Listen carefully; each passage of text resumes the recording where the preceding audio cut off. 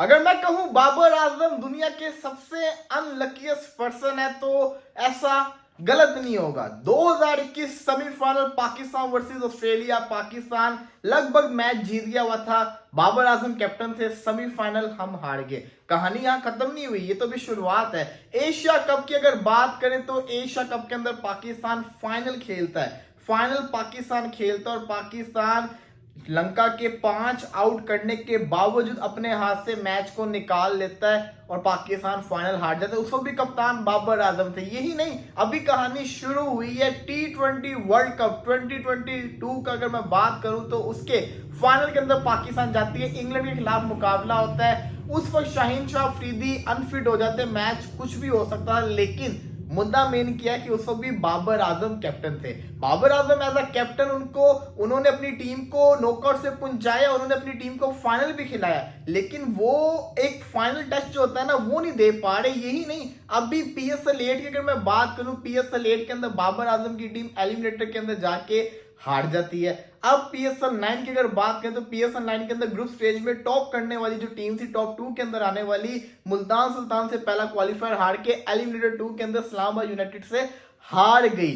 ये क्या कहानी आती है कि मतलब कि बाबर आजम अपनी टीम को लेके आगे तो चलते हैं, बाबर आजम बड़ी अच्छी परफॉर्मेंस दिखाते हैं, लेकिन जब बात आती है ट्रॉफी को पकड़ने की तब वहां पे आके ना बाबर आजम बड़े ज्यादा अनलकी हो जाते हैं। और अब मैं ये समझता हूं कि इस्लामाबाद यूनाइटेड को PSL 9 जीतने से कोई नहीं रोक सकता। सही टाइम के ऊपर इनके सारे खिलाड़ी फॉर्म के अंदर आ गए।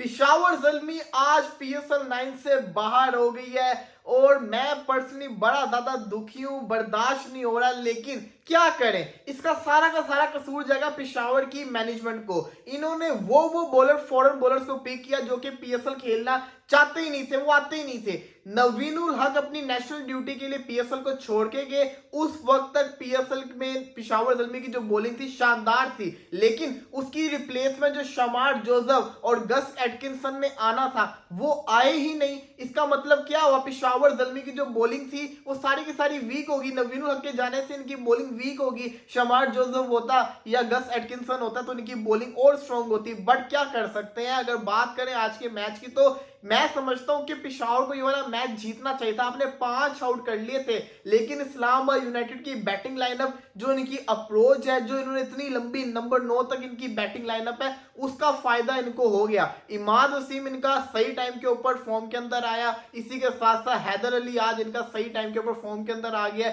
और अब ये चलेंगे फाइनल के अंदर। फाइनल इनका मुल्तान सुल्तान के साथ, और मुल्तान सुल्तान आपको पता है कि इस टूर्नामेंट की सबसे खास टीम रही है, लेकिन ये जो टीम जा रही है इस्लामाबाद यूनाइटेड, ये मुल्तान सुल्तान को हरा सकती है क्योंकि इनकी टीम में दम है और ये चेस करने की काबिलियत रखते हैं और इनका हर खिलाड़ी इस वक्त फॉर्म के अंदर आ गया हुआ है। दिलों के बादशाह बॉबी बादशाह के लिए क्या कह सकते हैं, अनलकी बेचारा ये कैप्टन है। पूरा सीजन अच्छी परफॉर्मेंस चलती है, लेकिन एट द एंड क्या होता है, आपकी जो टीम होती है, वो आपकी जो स्पेशली बॉलिंग होती है वो साथ नहीं दे पाती।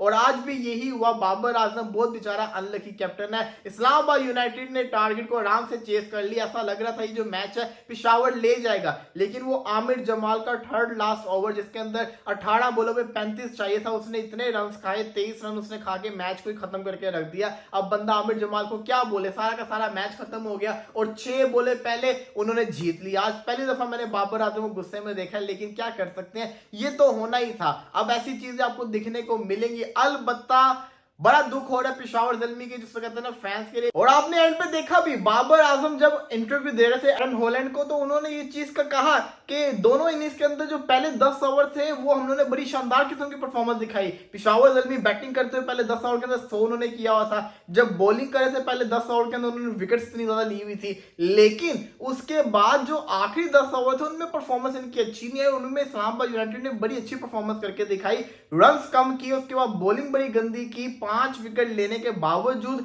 आपकी टीम 185 को चेस करवा भी, वो भी 6 बॉल्स पहले। तो इसमें बाबर आजम की कैप्टनसी का भी मैं कहूंगा कसूरवार बाबर आजम है। इसी के साथ साथ पेशावर ज़ल्मी के बॉलर्स ने भी इंतहाई गंदी किस्म की बॉलिंग की है। वो इसलिए इन सेंस के बाबर ने इंटरव्यू में बताया कि जब आप अपने प्लान्स के ऊपर वर्क ही नहीं करेंगे तो क्या फायदा होगा। आमिर जमाल कोई बच्चा थोड़ी है, इतना तजुर्बा इस लड़के को हो चुका हुआ है, क्या बॉलिंग कर रहा है, मतलब कि किस तरह बॉलिंग कर रहा है कि 18 बॉलों पे इतने रन चाहिए, 35 के करीब रन चाहिए और उसने 23 रन खा के पूरे मैच को सीधा कर दिया। यही नहीं, ल्यूक वुड एक ओवरसीज सीनियर बॉलर है, उसकी बॉलिंग परफॉर्मेंस आपके सामने, उसने कैसी परफॉर्मेंस करके दी। हालांकि उसने आजम खान का विकेट बड़ा इंपॉर्टेंट निकाला था, उसके बाद जब वो आए नेक्स्ट ओवर करने तो क्या उन्होंने बॉलिंग की है। खुर्रम लड़के की अगर मैं बात करूं, उसने जो मैच को सारा पासा तब्दील करवाया ना, मैं क्या ही उसको बोलूं कि मतलब कि खीर ही होगी हुई है। इसी के साथ साथ इस्लामाबाद यूनाइटेड की तारीफ करनी बनेगी, इस टीम के अंदर एक से बढ़ के एक मैच विनर मौजूद है और ये टीम इतना दम रखती है कि ट्रॉफी को जीत सके, क्योंकि इस टीम के अंदर स्पार्क नजर आ रहा है, वो शिद्दत नजर आ रही है, वो जज्बा नजर आ रहा है इस टीम के अंदर और इतना दम रखती है कि पीएसएल की ट्रॉफी जीत सके। रिजवान एक तरफ लगातार चौथा फाइनल खेलने वाली टीम बन चुके हैं, ऐसा कैप्टन भी बन चुके हुए हैं, दूसरी तरफ शदाब खान की इस्लामाबाद यूनाइटेड, मुकाबला बड़ा सख्त होता नजर आ रहा है। लेकिन दुख इस चीज का है कि बाबर आजम स्टिल जिसको कहते हैं ना ट्रॉफी को पिक नहीं कर पाए, बड़े अफसोस के साथ कहना पड़ रहा है। लेकिन फिर भी क्या कह सकते हैं, कुछ नहीं होता, खेल है, हार जीत होती रहती है। लेकिन ये जो दुख है ना, ये कभी जाएगा नहीं। वो जैसे आरसीबी के गम है ना, ए साला कप नमरे, वो मुझे लगता है कि ना जल्मी के लिए भी शुरू करना पड़ना है, ए साला कप नमरे। लेट्स सी, देखते हैं क्या होगा।